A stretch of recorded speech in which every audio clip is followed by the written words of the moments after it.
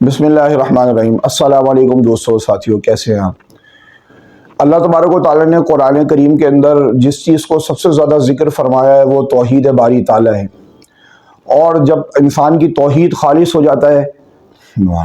بسم اللہ الرحمن الرحیم، الحمدللہ رب العالمین، اللہم صلی علی محمد وعلی آل محمد۔ اللہ تبارک و تعالیٰ نے قرآن کریم میں جس چیز کو سب سے زیادہ ذکر فرمایا ہے وہ اپنی توحید ہے۔ اور توحید کا مطلب کیا ہے کہ ایک اللہ سے سب کچھ ہونے کا یقین، اور جو مخلوق ہے اس سے کچھ نہ ہونے کا یقین۔ یہ تبلیغی حضرات اپنے بیانات میں، اعلانات میں اس جملے کو کرتے ہیں، اور یہ جملہ مجھے بہت پسند ہے کیونکہ یہ دعوت دینے کے لیے ایک بہت سادہ اسلوب ہے، اور انبیاء علیہم السلام کی جو دعوت تھی اس کا اسلوب بھی بالکل سادہ تھا، کیونکہ انبیاء علیہم السلام کو اپنے علم کا روب نہیں ڈالنا ہوتا تھا لوگوں پہ، اور ان کی جو آڈینس ہوتی تھی وہ ہر طرح کے لوگ ہوتے تھے۔ اس لیے انبیاء علیہم السلام زیادہ دقیق علمی اور باریک نکات پر نہیں، بلکہ ایسی گفتگو فرماتے تھے جو ایک عامی سے عامی آدمی کے بھی سمجھ میں آ جائے۔ تو توحید کے جو بدترین دشمن ہیں انہوں نے کیا کیا ہے کہ قبر میں لیٹے ہوئے بابوں کو ایک الہ کا درجہ دے دیا ہے، کہ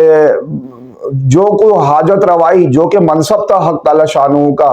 اب ان کا گمان یہ ہے کہ شاید قبر میں لیٹے ہوئے اور مرے ہوئے مردے وہ سنتے بھی ہیں اور حاجت روائی بھی کرتے ہیں۔ یہ بڑی حیرانگی کی بات ہے۔ سورہ بقرہ کے اندر پورا تفصیل کے ساتھ اللہ تبارک و تعالیٰ نے عزیر علیہ السلام کا قصہ ذکر فرمایا ہے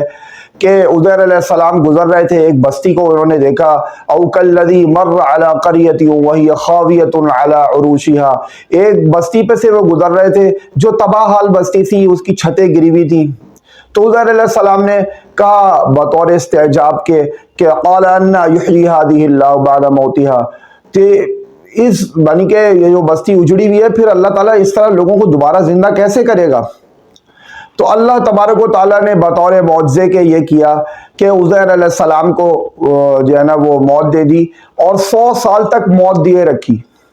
اور 100 سال کے بعد عزیر علیہ السلام کو دوبارہ جب کھڑا کیا تو عزیر علیہ السلام سے پوچھا کہ تم بتاؤ کتنا جو ہے نا کتنا ٹائم تک جو ہے نا وہ مرے رہے ہو، کتنے ٹائم تک دنیا سے غائب رہے ہو؟ تو عزیر علیہ السلام نے فرمایا کہ دن کا کچھ حصہ، بلکہ اللہ تبارک و تعالیٰ نے فرمایا نہیں، دن کا کچھ حصہ نہیں، بلکہ تم پورے 100 سال تک سوتے رہے ہو، 100 سال تک تم پر موت طاری رہی ہے۔ اور اپنے گدھے کو دیکھو اور اپنے کھانے کو دیکھو کہ کھانا بھی اللہ تبارک و تعالیٰ نے محفوظ رکھا، اور گدھے کو کیا کیا، گدھا تو مر چکا تھا، پھر عزیر علیہ السلام کے سامنے اللہ تبارک و تعالیٰ نے اس گدھے کو زندہ کیا، اس کے اوپر ہڈیوں کو جوڑا، اس پر گوشت چڑھایا، اور پھر اللہ تبارک و تعالیٰ نے فرمایا کہ یہ تو ہماری ایک نشانیوں میں سے ایک نشانی ہے۔ لیکن اب سوال یہ پیدا ہوتا ہے، جب عزیر علیہ السلام جیسا جلیل القدر پیغمبر، اس پر جب موت آ گئی، ان پر جب موت آ گئی اور وہ 100 سال تک سوتے رہے، تو ان کو کچھ خبر نہیں تھی، جب وہ اٹھے تو ان کو اتنی بھی خبر نہیں تھی کہ میں کتنے ٹائم تک کے لیے جو ہے نا اس دنیا سے گزر چکا ہوں، کتنے ٹائم تک کے لیے موت مجھ پر طاری ہوئی ہے۔ انہوں نے تو یہ کہہ دیا ایک دن کے لیے، لیکن ان لوگوں کا دعویٰ یہ ہے کہ یہ جو قبر میں لیٹے ہوئے بزرگ بابے ہیں یہ سنتے بھی ہیں اور حاجت روائی بھی کرتے ہیں۔ تو اللہ تبارک و تعالیٰ